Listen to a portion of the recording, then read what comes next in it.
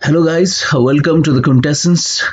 आज का जो हमारा टॉपिक है वो बहुत ही ज़्यादा फेमस टॉपिक है और पिछले कुछ टाइम से कंटिन्यूसली न्यूज़ में कवर हो रहा है। वो है कि क्या हम वापस मून पे जा रहे हैं? Are we going back to the moon?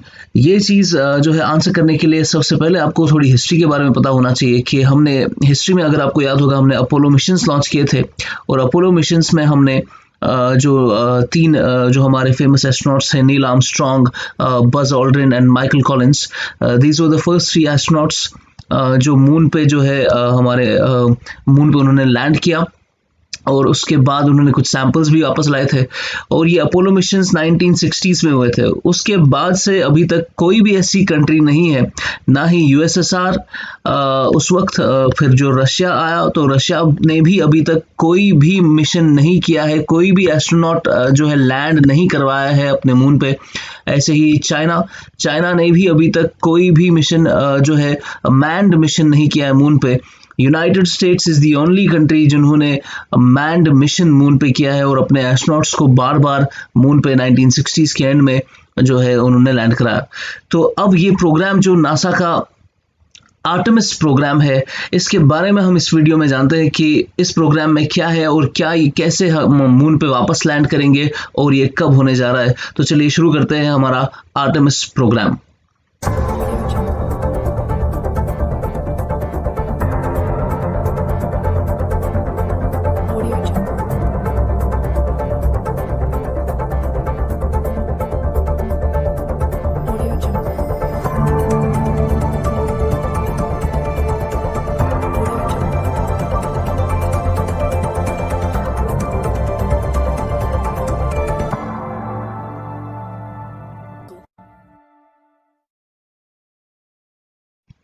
So guys, हम देखते हैं कि आर्टेमिस है क्या।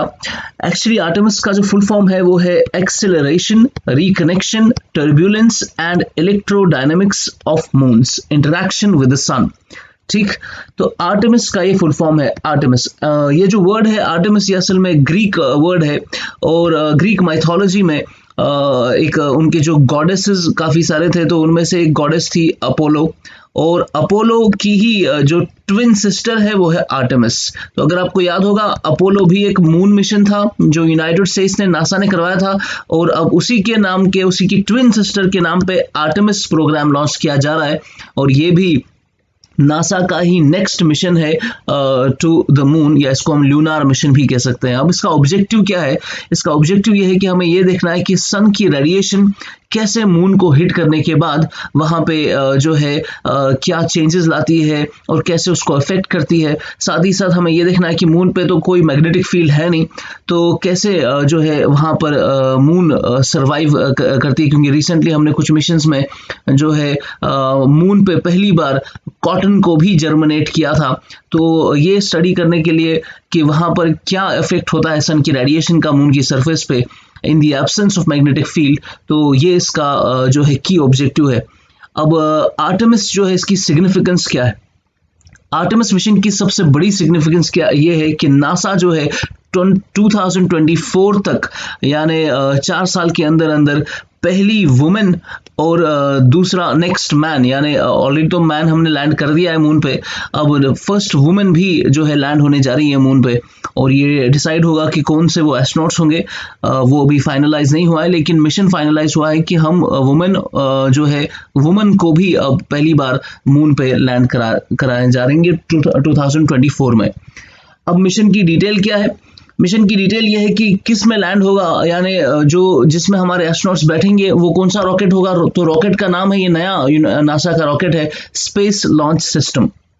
अब ये बहुत ही बड़ा रॉकेट है, बहुत ही पावरफुल रॉकेट है। मैं यहाँ पर आपको इसकी पिक्चर दिखाता हूँ।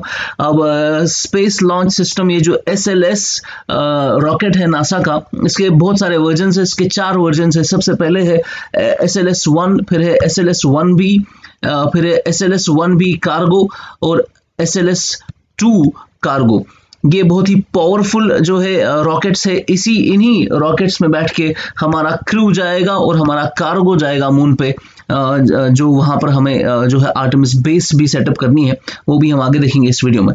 अब ये हमारा रॉकेट है जिसमें हमारे एस्ट्रोनॉट्स बैठ के जो है ऊपर जाएंगे, और इस एस्ट्रोनॉट में इस रॉकेट में जो हमारा स्पेस क्राफ्ट होगा, जो यहाँ पे हमारा स्पेस क्राफ्ट जाता है, वो स्पेसक्राफ्ट कौन होगा? वो स्पेसक्राफ्ट होगा ओराइन स्पेसक्राफ्ट। अब ओराइन स्पेसक्राफ्ट कुछ यूं है, और इस ओराइन स्पेसक्राफ्ट में ही हमारे एस्ट्रोनॉट्स बैठेंगे और फिर जाके वो मून के ऑर्बिट में जाएंगे, और मून के ऑर्बिट में जाने के बाद फिर वो वहां मून पे लैंड करेंगे। ठीक है ना? तो ये आपको याद रखना है कि रॉकेट कौन सा है, SLS रॉकेट है, और जो स्पेसक्राफ्ट है वो है ओराइन स्पेसक्राफ्ट, जिसकी मैंने पिक्चर आपको दिखा दी है।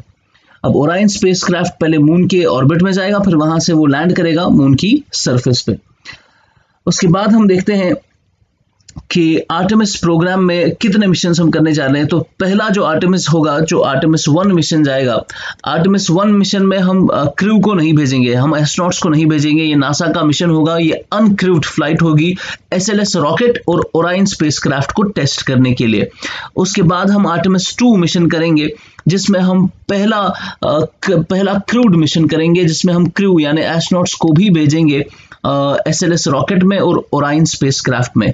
फिर आर्टेमिस 3 लॉन्च होगा 2024 में, जिसमें हमारे एस्ट्रोनॉट्स पहली बार मून की सरफेस पे लैंड करेंगे। ठीक है ना? 2024 में। और आर्टेमिस 3 के बाद उनका ये मानना है कि 2024 के बाद हम हर साल जो है मिशंस करेंगे और हर साल मून पे अपने एस्ट्रोनॉट्स को लैंड कराएंगे। अब इसके ऑब्जेक्टिव्स क्या है? पहला ऑब्जेक्टिव ये है कि हमें मून पे जो बहुत सारे रिसोर्सेज मिलेंगे, जैसे वाटर और बाकी के रिसोर्सेज, उनकी हम लॉन्ग टर्म एक्सप्लोरेशन कैसे करेंगे। और जैसे फिर आपको मालूम भी है कि मून पे अगर हमने कोई बेस सेटअप कर ली, उस बेस का हम इस्तेमाल कर सकते हैं बाकी प्लैनेट्स पे जाने के लिए। तो वो बेस सेटअप करना भी इसका एक की ऑब्जेक्टिव है। साथ ही साथ मून के बारे में जानने के बाद हमें जो है अपने होम प्लैनेट के बारे में भी ज़्यादा जानकारी मिलेगी और यूनिवर्स के बारे में भी ज़्यादा इन्फॉर्मेशन मिलेगी, क्योंकि जब हम मून को स्टडी करेंगे तो हमें अपने बारे में भी ज़्यादा आइडिया होगा, क्योंकि सबका जो है बेसिक स्ट्रक्चर तो सेम ही है। उसके बाद आपको ये भी पता चलेगा कि मून की सरफेस पे बेस बनाने के बाद हम कितना फास्ट बाकी के प्लैनेट्स पे एक्सप्लोरेशन कर सकते हैं। जैसे इसके बाद जो हमारा नेक्स्ट मिशन है वो मार्स का है। जब मून पे आपकी बेस सेटअप हो जाएगी, फिर मार्स पे आप एक्सप्लोरेशन कर सकते हैं। तो वो भी इसको इन टेक्नोलॉजीज को प्रूव करने के लिए इसका जो है इस्तेमाल किया जा सकता है। अब आर्टेमिस की जो बेस कैंप है वो कहाँ पर बनेगी? आर्टेमिस की बेस कैंप बनेगी मून के साउथ पोल पे। अब मून के साउथ पोल पे एक बहुत बड़ा क्रेटर है जिसको हम कहते हैं शैकल्टन क्रेटर। उसी क्रेटर पे जो है आर्टेमिस बेस कैंप बनेगी। ये क्रेटर है वो, इसी कैंप, ये मून के साउथ पोल पे है। इसी क्रेटर में जो है हमारी बेस बनेगी, और उस बेस में आपको एस्ट्रोनॉट्स को कम से कम 1 हफ्ते तक रहने का जो है फैसिलिटी प्रोवाइड करनी है, और कम से कम 3 एस्ट्रोनॉट्स 1 हफ्ते तक उस बेस में रहने चाहिए। और अगर 1 हफ्ते तक किसी को वहां पे रहना है, उसके लिए आपको वहां पे पावर की जो है फैसिलिटी प्रोवाइड करनी पड़ेगी। आपको वेस्ट डिस्पोजल की फैसिलिटी उनको प्रोवाइड करनी है, कम्युनिकेशन फैसिलिटी होनी चाहिए, रेडिएशन शील्डिंग होनी चाहिए, क्योंकि सन की क्योंकि वहां पे एब्सेंस ऑफ मैग्नेटिक फील्ड है, तो मैग्नेटिक फील्ड ब्लॉक नहीं कर पाएगा सन की रेडिएशन। और उसके जो है उसकी वजह से आपको रेडिएशन शील्डिंग प्रोवाइड करनी पड़ेगी, ताकि सन की जो हार्मफुल रेडिएशन है उससे आपके एस्ट्रोनॉट्स को कोई जो है दिक्कत ना हो। और साथ ही साथ लैंडिंग पैड भी हो, जिससे हम अपने स्पेसक्राफ्ट से वहां पे लैंड भी कर सके। तो ये आपका आर्टेमिस प्रोग्राम है, जिसमें हम 2024 तक अपने जो है एस्ट्रोनॉट्स को मून पे वापस भेज रहे हैं। रिसेंटली नासा ने एक वीडियो भी इसमें दिया था, उन्होंने लॉन्च किया था, we are going back to the moon, और ये वीडियो बहुत ही फेमस हुआ था। तो आप देख सकते हैं कि हम अपोलो मिशंस के बाद अब फिर से दुनिया सेकेंड टाइम ये ट्राई कर रही है मून पे वापस जाने के लिए। तो आई होप ये वीडियो आपको अच्छा लगा होगा। मे piece be on all of you.